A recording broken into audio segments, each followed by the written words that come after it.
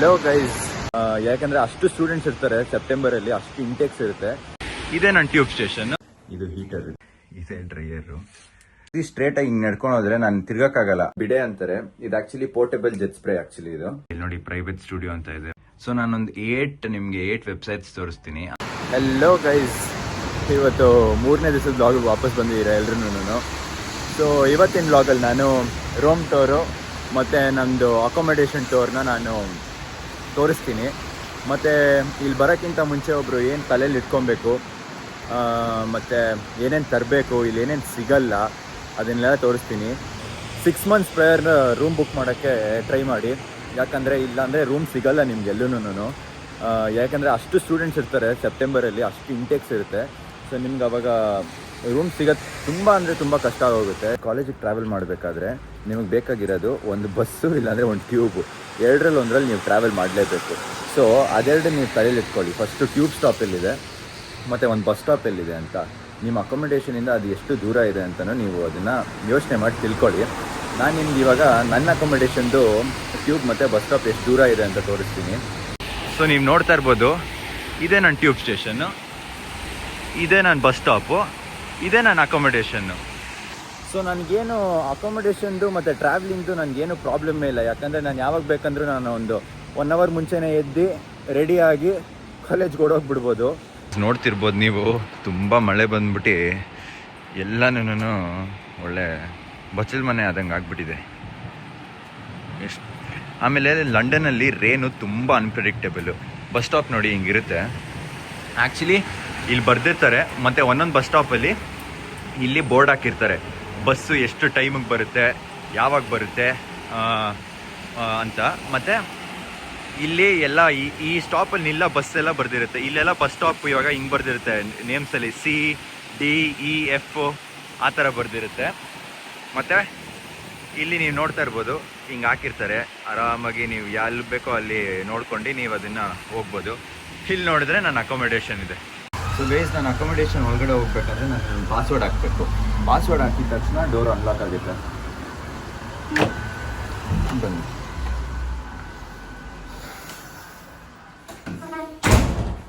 So guys, ಇದೆ ನನ್ನ ಅಕೊಮಡೇಷನ್ನು. ನೀವು ಅಮೆಝಾನಲ್ಲಿ ಏನೇ ಆರ್ಡ್ರ್ ಮಾಡಿದ್ರು ಇಲ್ಲಿ ಬಂದು ಇಲ್ಲಿರುತ್ತೆ. ಆ್ಯಕ್ಚುಲಿ ಇಲ್ಲಿ ಬಂದು ಇಲ್ಲಿರುತ್ತೆ. ಇದು ಹೀಟರ್. ಇದು ಹೀಟರ್ ಇಲ್ಲಿ ಎಲ್ಲ ಕಡೆ ಹೀಟರ್ ಕಂಪಲ್ಸರಿಲಿ ರೆಕಮೆಂಡೆಡು. ಹೀಟರ್ ಇಲ್ಲ ಅಂದರೆ ಆಗೋದೇ ಇಲ್ಲ. ಸೊ ನಾನು ಫಸ್ಟ್ ಬಂದಾಗ ನನ್ನ ಅಕೊಮಡೇಷನ್ಗೆ ಇದರೊಳಗಡೆ ನನ್ನ ಕೀ ಇಟ್ಟಿದ್ರು. ಇದು ಒಂದು ಪಾಸ್ವರ್ಡು. ಇಲ್ಲಿ ಪಾಸ್ವರ್ಡ್ ಹಾಕಿದ್ರೆ ಕೀ ಇದೆ. ಮತ್ತು ನೀವು ಅಕೊಮಡೇಷನ್ ನೋಡ್ತೀರಾ ಅಂದರೆ ಏನು ಅಂದ್ಕೊತೀರಾ, ಇವಾಗ ನಾನು ಬಟ್ಟೆ ಎಲ್ಲಪ್ಪ ಒಗೆಯೋದು, ವಾಷಿಂಗ್ ಮಷಿನ್ ಎಲ್ಲಿದೆ ಅಂತ ಯೋಚನೆ ಮಾಡ್ತೀರಾ.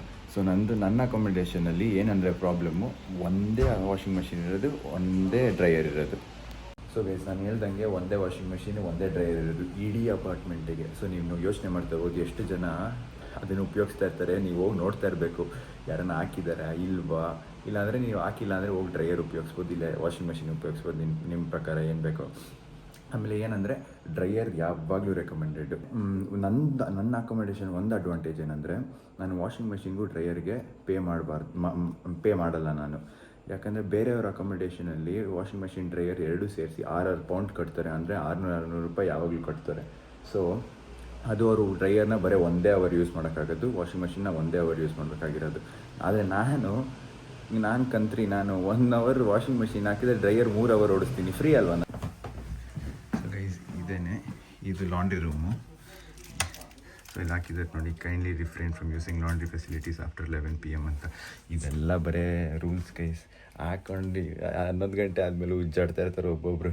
ಸೊ ನೋಡಿ, ಇದೇ ಡ್ರೈಯರು, ಇದು ಡ್ರೈಯರು, ಇದು ವಾಷಿಂಗ್ ಮಷೀನು. ಸೊ ನೀವು ಹಾಕಿಟ್ಟು ಹೋಗ್ಬೋದು. ಆಮೇಲೆ ಇದಾದಮೇಲೆ ನೀವು ಬಂದು ತೊಗೊಬೋದು. ಸೊ ಬನ್ನಿ, ಇವಾಗ ನಾನು ರೂಮ್ ಟೂರಿಗೆ ಕರ್ಕೊಂಡು ಹೋಗ್ತೀನಿ. ಸೊ ಗೈಸ್, ಎಲ್ಲ ಫ್ಲೋರು ಹಿಂಗೆ ಇದೆ. ಒಂದೊಂದು ಫ್ಲೋರಲ್ಲಿ 4 ರೂಮ್ ಇದೆ. ಮತ್ತು ಇಲ್ಲಿ ಲಿಫ್ಟ್ ಇದೆ. ವರ್ಕೆ ಹಾಕಲ್ಲ ಲಿಫ್ಟು. ಅದ್ರದ್ದೊಂದು ಕತೆ ಹೇಳ್ತೀನಿ ಇವಾಗ. ಅಯ್ಯಪ್ಪ.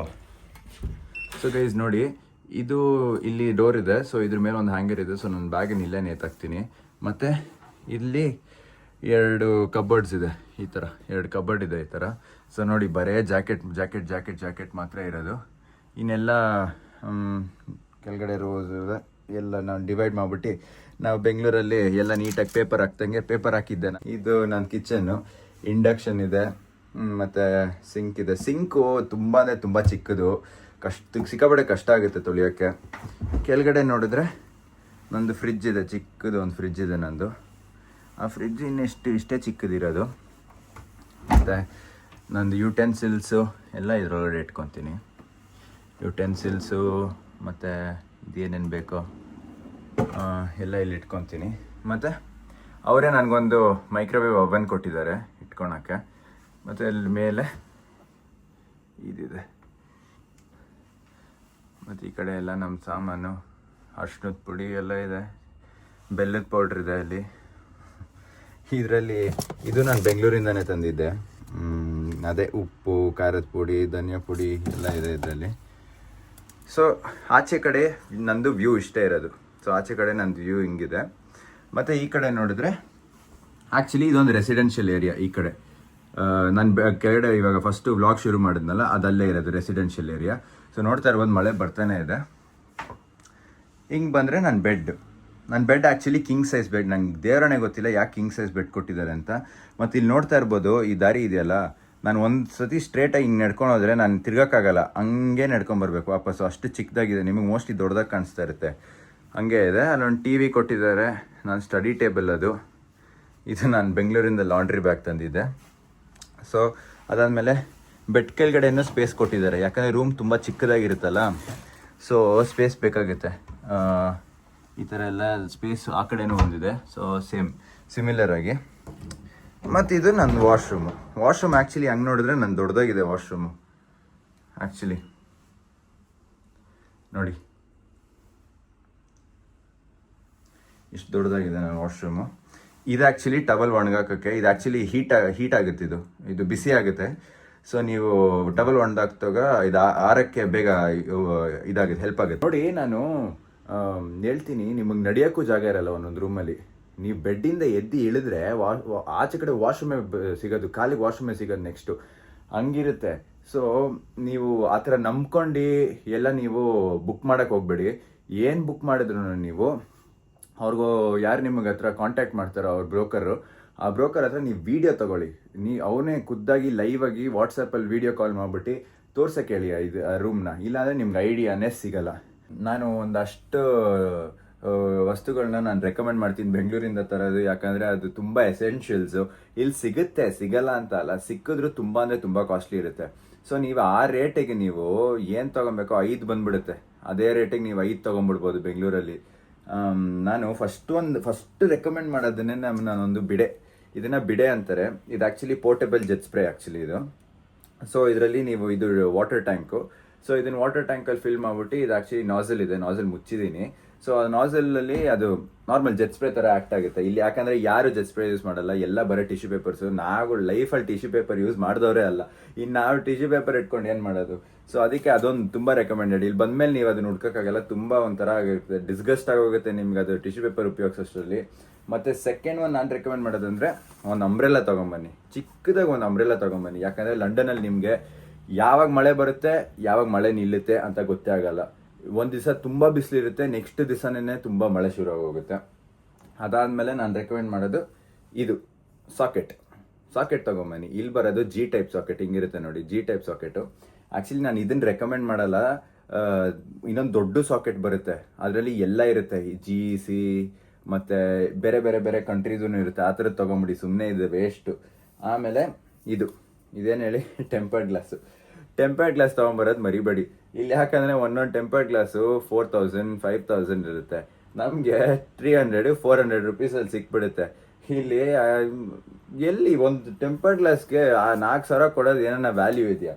ಅದಕ್ಕೇ ಅಕಸ್ಮಾತಾಗಿ ಏನನ್ನ ಆದರೂ ನೀವೇ ಹಾಕೊಂಡ್ಬಿಡ್ಬೋದು ಅದನ್ನು. ಸೊ ಅದನ್ನು ನಾನೊಂದು ರೆಕಮೆಂಡ್ ಮಾಡ್ತೀನಿ. ಮತ್ತು ಇನ್ನೊಂದು ಮೇನ್ ರೆಕಮೆಂಡ್ ಮಾಡೋದಂದರೆ ನಾನು ಇದನ್ನು ರೆಕಮೆಂಡ್ ಮಾಡ್ತೀನಿ. ನೀವು ಯೋಚನೆ ಮಾಡ್ತಾ ಇರ್ಬೋದು ಇದನ್ನು ನಾನು ಹೆಂಗೆ ತಂದೆ ಅಂತ. ಆ್ಯಕ್ಚುಲಿ ಇದಕ್ಕೆ ಇಲ್ಲೊಂದು ಗ್ಯಾಪ್ ಇದೆ ಮಧ್ಯದಲ್ಲಿ, ಇಲ್ಲಿ ಕಾಣಿಸ್ತಾ ಇರ್ಬೋದು ನಿಮಗೆ. ಇದನ್ನು ಆ್ಯಕ್ಚುಲಿ ನಾನು ಈ ಥರ ರಿಮೂವ್ ಮಾಡ್ಬೋದು, ಈ ಥರ.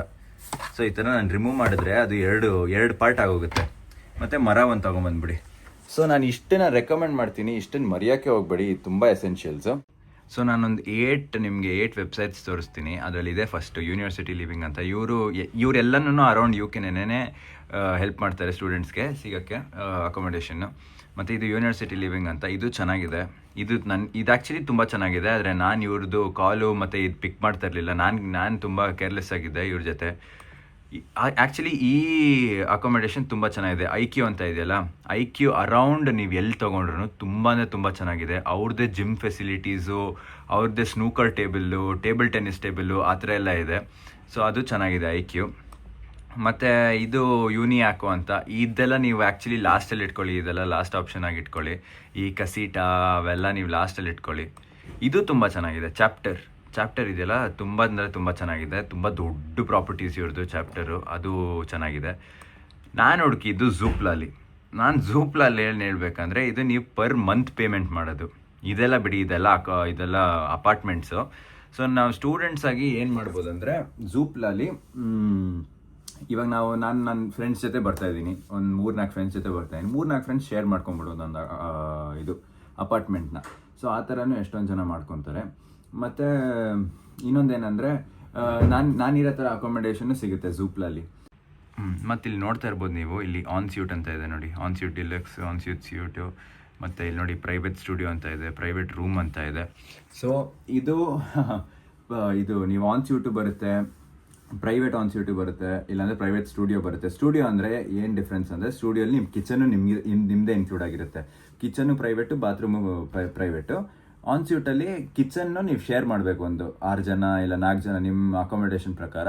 ಬಟ್ ಬಾತ್ರೂಮ್ ಪ್ರೈವೇಟ್ ಆಗಿರುತ್ತೆ. ಇನ್ನೊಂದು ಸಿಗುತ್ತೆ, ಏನಂದರೆ ಅದು ನೀವು ಕಿಚನ್ನು ಶೇರ್ಡು, ಬಾತ್ರೂಮು ಶೇರ್ಡು, ಬರೀ ರೂಮ್ ಮಾತ್ರ ಪ್ರೈವೇಟ್ ಆಗಿರುತ್ತೆ. ಸೊ ಅದು ಪ್ರೈಸಿಂಗ್ ಪ್ರಕಾರ ಸ್ಟುಡಿಯೋ ಜಾಸ್ತಿ ಇರುತ್ತೆ. ಅದಾದಮೇಲೆ ಆನ್ಸ್ಯೂಟ್ ಬರುತ್ತೆ. ಅದಾದಮೇಲೆ ನೀವು ಶೇರ್ಡ್ ಕಿಚನ್ ಆ್ಯಂಡ್ ಶೇರ್ಡ್ ವಾಶ್ರೂಮ್ದು ಇರುತ್ತೆ. ಸೊ ನಾನು ಏನು ರೆಕಮೆಂಡ್ ಮಾಡ್ತೀನಿ ಅಂದರೆ ಆನ್ಸ್ಯೂಟ್ನ ರೆಕಮೆಂಡ್ ಮಾಡ್ತೀನಿ. ಯಾಕಂದರೆ ನಿಮಗೆ ಒಂದು ಟೈಮ್ ಸಿಗುತ್ತೆ ಬೇರೆಯವ್ರ ಜೊತೆ ಇಂಟ್ರ್ಯಾಕ್ಟ್ ಆಗೋಕ್ಕೆ. ಸೊ ಅಷ್ಟೇ ಗೈಸ್, ಇವತ್ತಿನ ಬ್ಲಾಗಿಗೆ ಇಷ್ಟೇ. ನಾನು ಇವಾಗ ಹೋಗ್ಬಿಟ್ಟು ಅಡುಗೆ ಮಾಡ್ಕೊಂಡು ತಿಂದು ನಾನು ಮಲ್ಕೊಂಡ್ಬಿಡ್ತೀನಿ.